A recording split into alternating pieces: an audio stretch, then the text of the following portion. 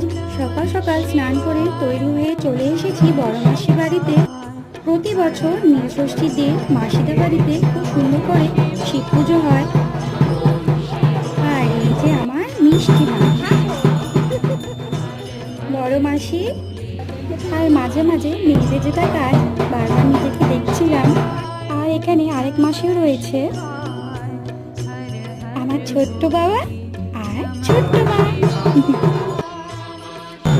অন্যদিকে মেশো যজ্ঞ করছে। তারপর বাবা ভোলানাথে আরতি শুরু হয়ে গেছে। দেখো, এবার সবাই আরতি নিয়ে বাবাকে প্রণাম জানিয়ে